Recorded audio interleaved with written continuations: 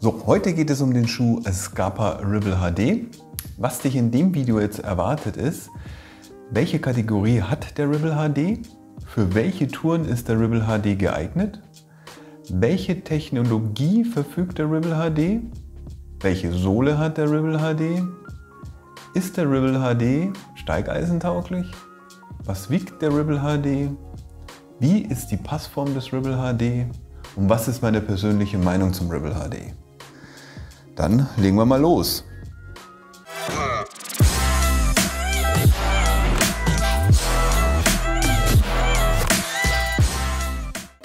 So, der Ribble HD ist ein Bergschuh, also der Kategorie C. Er verfügt zum Beispiel hier hinten an der Sohle über so eine Kerbe, wo du dann die Steigeisen hinten reinpacken kannst. Und ein Kategorie C Schuh hat halt eine richtig steife Sohle. Ja, da geht nicht viel, da kann man nicht viel bewegen. Das ist halt dafür besonders gut, dass man dann halt in steinigem Gelände, zum Beispiel Trekkingtouren, Hochgebirgstouren oder Gletschertouren, alles gut bewältigen kann. So, das ist quasi eine Kategorie C Bergschuh. So schaut das Ding aus. Genau. Als nächsten Punkt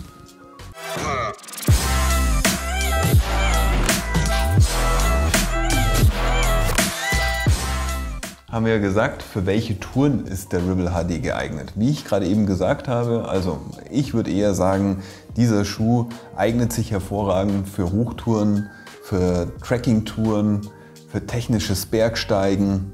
Wieso? Ja, weil der Schuh an sich sehr, sehr robust ist und wie ich schon gesagt habe, also die Sohle sich jetzt hier kaum verdrehen lässt, das ist fest. Brauchst du zum Beispiel, wenn du halt über unwegsames Gelände gehst, wenn es sehr ultra steinig ist, ja.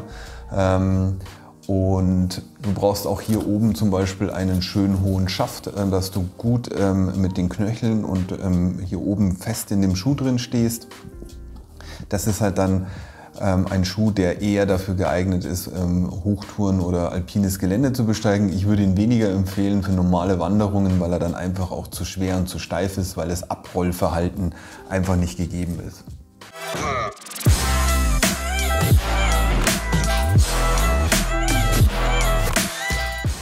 Welche Schuhtechnologie verfügt der Ribble HD? Naja, also wenn man sich das jetzt hier mal so anschaut, hier oben hat er so einen Teil aus Leder. Das ist so ein Perwanger Leder. Das ist ungefähr 2,5 mm dick und ist auf jeden Fall wasserabweisend, aber natürlich nicht in der Form wasserdicht, weil Leder natürlich nicht wasserdicht sein kann.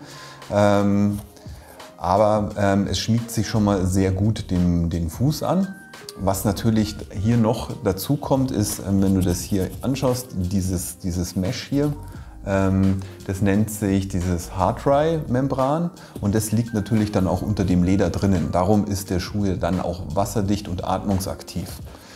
Und dieses Hard-Dry ist in der Hinsicht gut, weil der Schuh von innen, wenn es halt warm ist und wenn du dann übereinander gast in dem Schuh, also schwitzt, ne, dann geht der Schweiß von innen nach außen raus, aber von außen kommt kein Wasser durch, dass du halt dann innen drin nass wirst.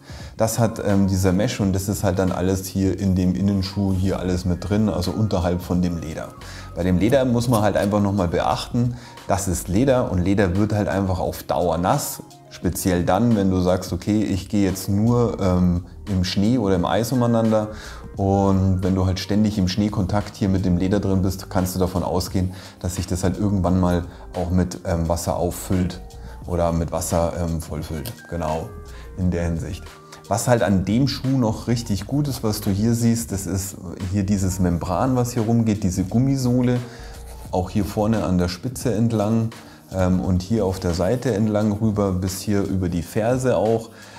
Besonders gut, weil Da ist es so, dass wenn du durch spitze Steine gehst und im spitzen Gelände, also schroffes Gelände, umeinander läufst, dann knallen dir halt hier immer ständig die spitzen Steine dagegen hier. Ja? Und auf Dauer würde es einfach den Schuh kaputt machen. Wenn da Leder wäre, würde das alles aufreißen, und weil du hier ständig Steinkontakt hast.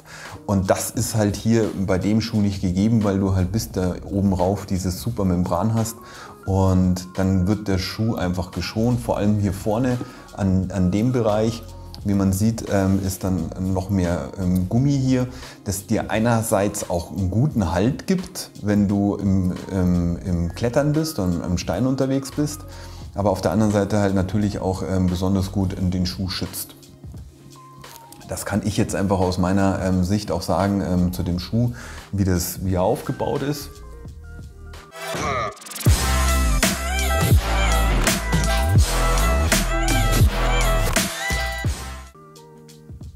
So, als nächstes wollte ich einfach mal auf die Sohle eingehen. Da blende ich dir jetzt noch mal ein Bild ein, was ich von der Webseite von Scarpa geholt habe, weil hier siehst du ja eigentlich nur die Sohle. Das ist eine Vibram-Sohle hier. Und der Aufbau aber von der Sohle ist ja auch was ganz Wichtiges. Wenn du dir das hier hinten anschaust, das blaue Ding, das ist einfach hier nochmal so eine Steigeisenaufnahme. Die geht ziemlich weit dann in den Schuh hinein, dass er hier gut fixiert ist und dass du dann auch mit die Steigeisen hier dran bauen kannst. Dann gibt es natürlich nochmal innen drin, das sieht man jetzt halt nicht, aber innen drin gibt es nochmal eine Zwischensohle für die Stabilität. Vor allem, warte mal, lass mal gucken, das ist das Teil hier außen für die Stabilität, dass der Schuh halt nicht wegknickt, also der Schuh selber. Und genauso wie hier innen drin, der Teil, der dient auch der Dämpfung und der Stabilität. Also die Sohle besteht jetzt nicht nur aus diesem unteren schwarzen Teil, was du hier siehst. Das ist ja eigentlich nur die Vibram-Sohle. Das ist dieses Gummiteil, was aufgeklebt worden ist. Sondern es besteht ja aus mehreren Teilen, die dann in dem Schuh hier drin verbaut sind und besonders halt auch darauf geachtet sind, dass es A, stabil ist, aber auf der anderen Seite halt auch dir eine gute Dämpfung gibt, wenn du lange Touren gehst, dass deine Füße sich nicht zu sehr ermüden oder zu schnell müde werden. Ja? Wie gesagt, also meine Vibram-Sohle hin oder her, die ist natürlich in verschiedenen Zonen hier aufgebaut. Was du halt am meisten brauchst und was man jetzt hier auch ein bisschen sieht, das ist natürlich immer wieder die Spitze, der vordere Bereich hier, weil du halt viel auch kletterst und hier viel benutzt auf der vorderen Seite. Ansonsten finde ich die Vibram-Sohle immer ganz gut. Ich finde auch, dass sie einen sehr guten Grip hat auf dem Stein. Also das ist einfach ein klasse Ding.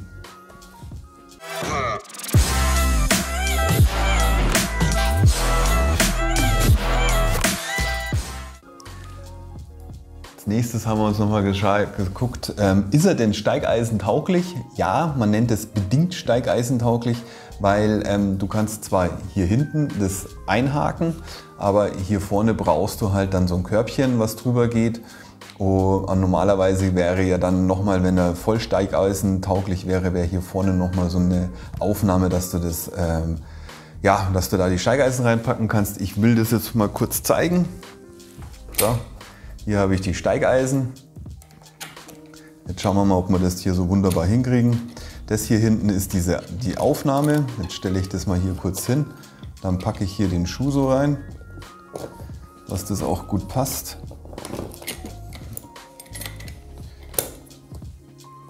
So. Der soll da gut rein. Ja, Vorführeffekt. Genau. Naja. So. Also, den steckt man dann hier rein, dass er hier hinten auch in der Ferse gut drinnen ist. Ja, dann geht man hier einfach hin und dann legt man den da hinten um. Das ist natürlich jetzt alles viel zu locker. Ich habe das jetzt zum Vorführen so aufgezeigt. Das muss natürlich viel besser eingestellt werden. Aber ich möchte nur zeigen, wie das funktioniert. Im Prinzip ist das natürlich eine einfache Aufnahme hier hinten. Hier mit diesem blauen Steigeisenaufnahme und dann wird der quasi hier verbunden, dann gehen hier die Schnüre durch. So, Moment.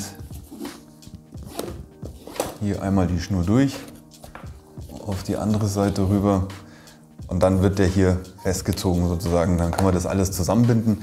Dann sind diese bedingt steigeisentauglichen Dinger hier dran gemacht, mit dem Körbchen hier vorne fest und dann kannst du schön spaßig über den Gletscher latschen. Genau, so schaut das Ding aus.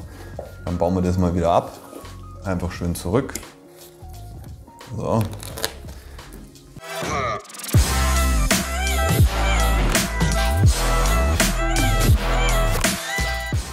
Was wiegt der? Das ist ja immer die größte Frage. Für einen Bergschuh ist er schon schön und leicht, also schön leicht, ja, würde ich schon sagen, aber mit 690 Gramm pro Schuh, also das sind 1380 Gramm für beide Schuhe, hat er schon ein Gewicht. Also die Umstellung von einem Wanderschuh auf einen, naja, sag ich mal, Bergschuh wie das, spürst du halt dann. Vor allem dann, wenn du größere Touren gehst. Meine Umstellung habe ich gespürt. Also ich hatte davor einen normalen Wanderschuh, der hat 400 Gramm gewogen oder sowas. Und ich benutze noch gesonderte Einlagen, die ich mir extra habe machen lassen für meine Füße. Die wiegen auch nochmal 150 Gramm. Also habe ich da dann schon einen großen Unterschied gespürt. Und nach 1200 Höhenmetern merkst du es halt dann doch in den Beinen. Da merkst du halt jeden Schritt. Aber für einen Bergschuh ist der schon leicht. Also mit 690 Gramm ist er jetzt ein Leichtgewicht unter den Bergschuhen, aber auch natürlich ziemlich stabil. So, das muss man halt einfach nochmal bedenken, wenn man halt in die Berge geht. Gib ihm die Chance, dass du dich mal ein bisschen drauf gewöhnst und dass du dich an ihn gewöhnst, dass du dich gut einläufst mit ihm. Meine Empfehlung wäre auch jetzt, wenn du, was weiß ich, keine Ahnung, eine größere, längere Tour planst und sofort umsteigst von einem leichten Wanderschuh auf einen Bergschuh und dann nur den Bergschuh mitnimmst, dann kann es unter Umständen schon sein, dass du halt dann das schon an den Beinen ziemlich merkst.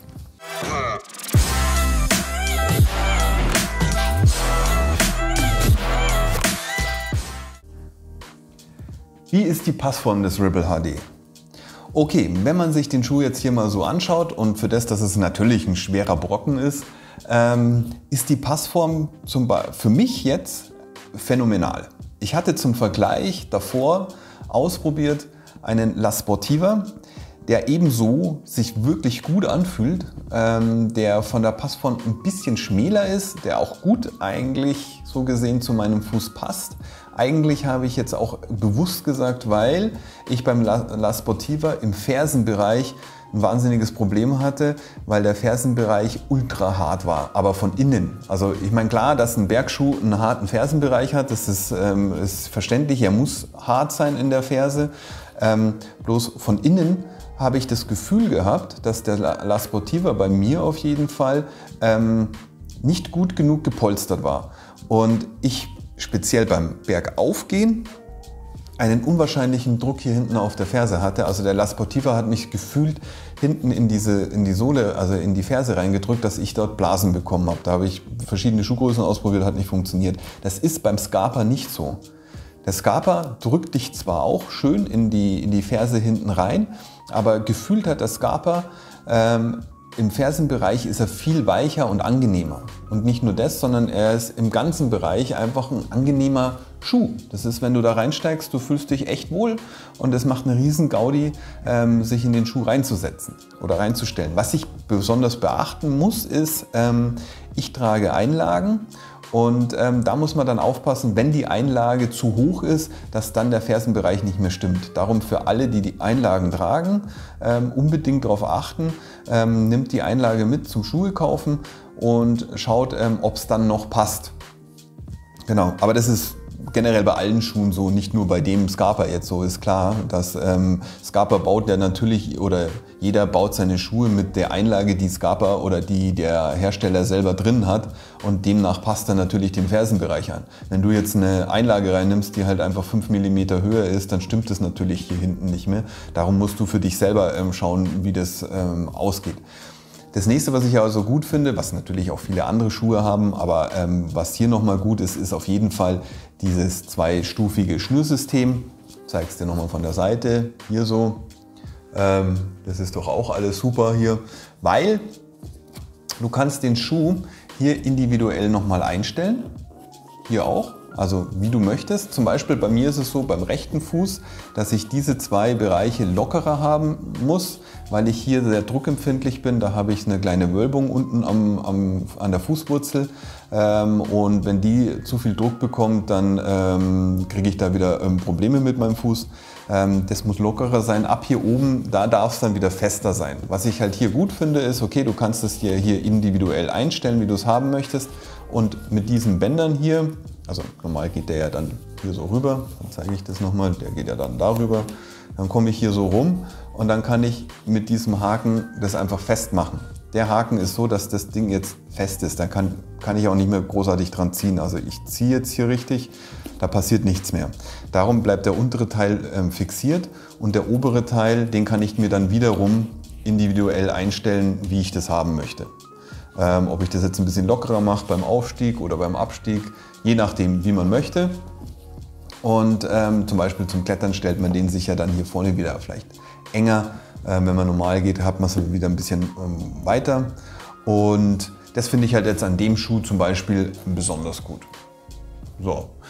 Dann ist es auch so, wie ich schon vorhin im Video gesagt habe, ich finde, dass der Schuh also ausreichend ziemlich steif ist hier, also dass der richtig fest ist. Aber ich muss dazu sagen, dass der Aufbau der Sohle, wenn ich mir das jetzt hier nochmal so anschauen darf, hier so, wenn man sich das nochmal anguckt, die Sohle geht ja hier so ein Stück hoch. Und das ist wirklich auch schon fest. Also das hat den Vorteil, dass das Abrollverhalten von dem Schuh meiner Meinung nach besonders gut ist. Also ich habe viele andere schon im Laden ausprobiert. Ich habe aber bei dem Scarpa hier, bei dem Ribble HD, habe ich einfach gespürt, dass der in seinem Abrollverhalten viel besser ist als die anderen, die ich getestet habe. Und das liegt einfach auch daran, dass er halt hier schon so einen guten Schwung drin hat und das bietet dir halt, ja, entlastet den Fuß, finde ich auch ein bisschen, wenn man halt normale Passagen geht oder vor allem, ich meine, wir müssen ja alle irgendwann mal wieder vom Berg runterkommen, ja, und dann musst du halt auch manchmal Feldwege gehen und Pfade gehen und so weiter und dann liebst du es, wenn der Schuh ein gutes Abrollverhalten hat.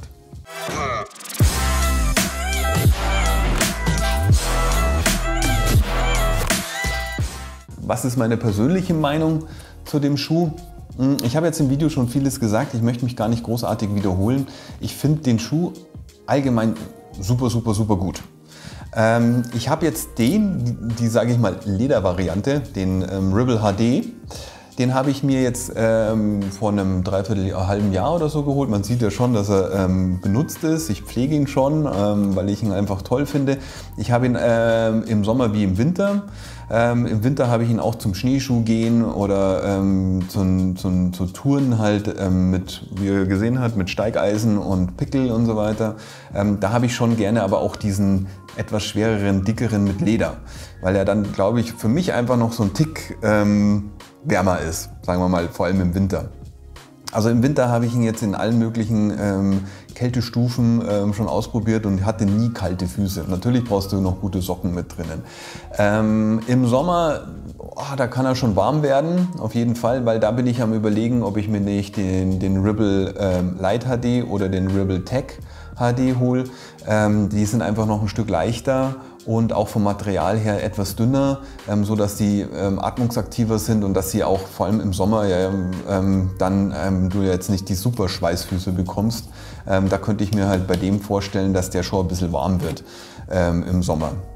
Ansonsten, ich habe auch immer, wie gesagt, noch so Probleme mit meiner Fußwurzel hier oben drauf. Das ist mit dem jetzt schon viel, viel besser geworden. Aber das ist eine individuelle Sache für mich. Die hat ja nur mein Fuß und nicht so der Durchschnittsfuß von allen Leuten.